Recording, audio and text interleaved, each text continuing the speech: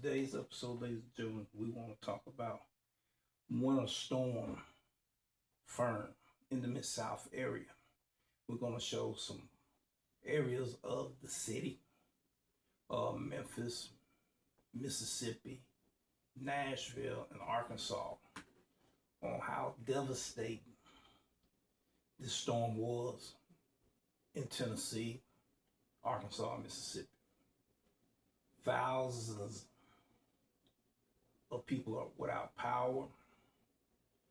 Thousands of people are in shelter stations where they can have a place to be warm. They call them warming stations, to where they'll have food and stay warm and safe from this inclement weather. This is a historic winter storm of 2026, ladies and gentlemen. They said that it would be a lot worse than the winter storm in 1994, the ice storm in 1994. I remember the ice storm in 1994 because I was maintenance director at New Horizons there in Memphis, Tennessee, off of Mill Branch right there in Winchester. And I remember when the pipes was they burst and was frozen, and it was like a skating rink out there, ladies and gentlemen, or a skating arena for hockey players that could straight out, ladies and gentlemen, go out there and play hockey. To no further ado, we're going to go right here in this footage here, and we're going to go ahead, ladies and gentlemen, and play this episode where the news channel was interviewing Governor Bill Lee, and he talked about how dangerous the conditions were in Tennessee and how people have to be in warming stations, and he thanked the first responders, he thanked the emergency crews out there, and the power utility companies for coming out doing what they doing 24 hours around the clock, trying to clear the icy roads where the conditions are where people can kind of move around. For 6 days now, ladies and gentlemen, we've been snowed in. So we're going to go ahead and let him tell you what's going on. To have the resources necessary to get Tennesseans back online. We have snow, we have ice, but this is historic levels of snow and ice. And then following up with single-digit temperatures today, tonight, tomorrow. I think the high temperature today will be 16 or 17. So when you have this many hundreds of thousands of people with no power and at single-digit temperatures outside, obviously it's very dangerous. And our primary focus is life and the security of people's lives. We have over 100 warming centers around the state. Tennesseans are being Tennesseans, and they're reaching out to one another. We have implored people to check on their neighbors and the elderly, but we've got Department of Transportation, TDOT, Highway Patrol, National Guard, local officials. The federal cooperation that we've had has been tremendous. So it's historic, but we are addressing it, and we're hoping to make some real progress even today. Talk to me about the warming centers, where they are, how people can access them. So we have nonprofit partners that we use all across the state, and we have coordinated and partnered with those. So we have a website, we push out public information, we make sure that people know with our emergency management agency, TEMA, our website, local.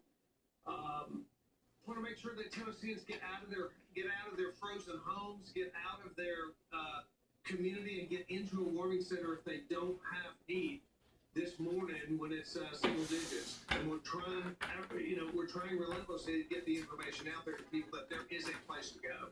As you can see, one of the most visible forms of damage across Tennessee has been to trees and vegetation. Video.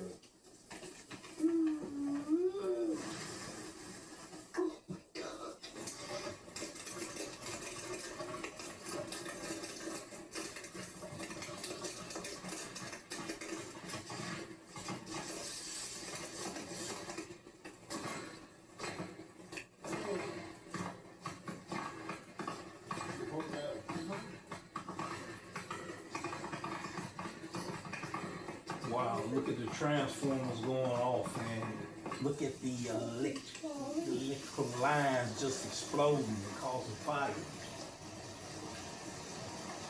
Oh no. Oh no. Oh no. Oh no.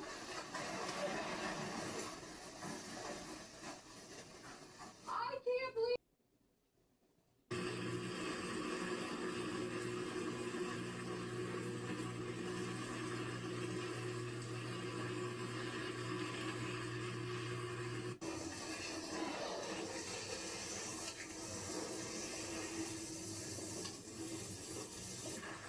Poultry.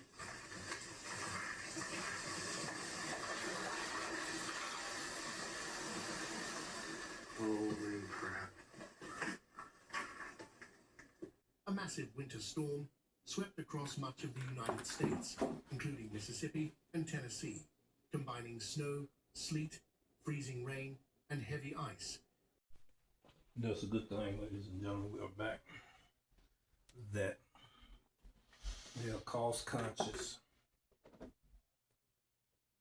on all the activity that happened here, all the damage that has happened in Tennessee, according to the TVA, a representative there that was talking to you. Now, this has been one of the worst winter storms since 1994. And even though there's a lot of power out,